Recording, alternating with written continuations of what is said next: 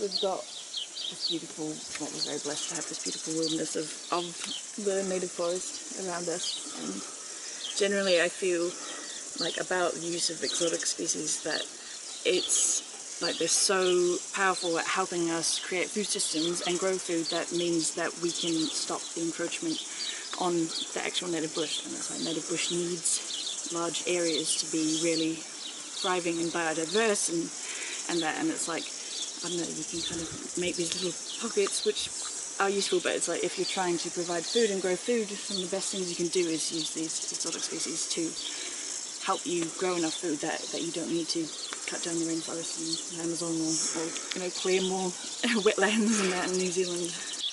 We decided that there are lots of other nurseries that are providing temperate fruit trees like apples and oranges and all of those kind of common fruit trees, and there's lots of nurseries that are doing natives, and even though lots of those nurseries do sell out, so there is a greater demand, we decided we wanted to focus on subtropicals and lesser known plants and permaculture plants, because there's a huge demand for it, and we think it's really important to have that extra diversity in home gardens. So yeah, that's what we focused on. Especially in the face of climate change and changing climate and temperature, and things that might have been harder to grow before suddenly becoming more and more viable, and we're losing things on the other end of the scale, where temperate trees aren't that viable in the north anymore. And the more diversity you have on a home scale or on a community scale, the more resilient and the more prepared you can be in the face of climate catastrophe. Yeah.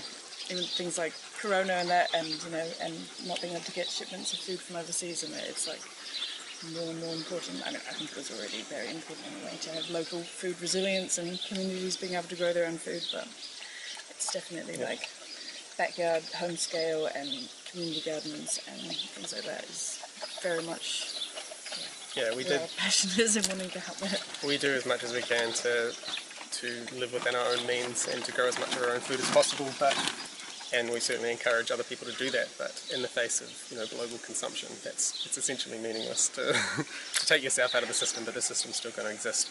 So we think that community resilience and collective action is the way to go to make a change, and so we decided that the nursery was the best thing that we could do to do our part to support that.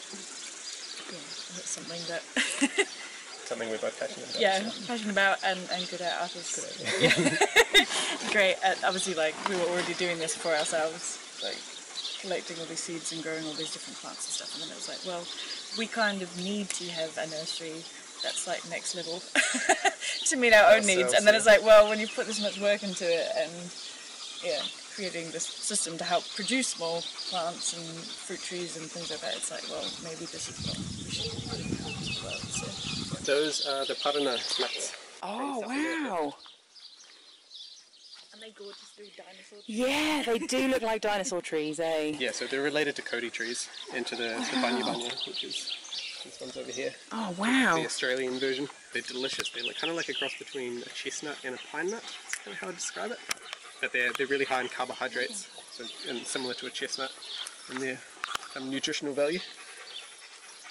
And yeah, I think this will be one of the major food crops of the future, because they're really highly productive. They can live for 400 years and provide food for all of that time, year after year. The other value of a lot of these subtropical trees is that they fruit in the off-season, so they fruit over winter, when there's a huge gap for all the apples and plums and those kind of fruit. So in terms of having year-round food supply on a home scale, the subtropicals are really valuable for that. Addictive once you start realizing and feeling empowered by the fact that you can grow plants and grow them and eco-source them from around you locally, so they grow better. Yeah. And plants are so productive. You get one fruit and it's got 50 seeds in it from a guava, and then you plant them to see how many come up, and all 50 come up, and then you're like, what do I do with all of these now? Yeah.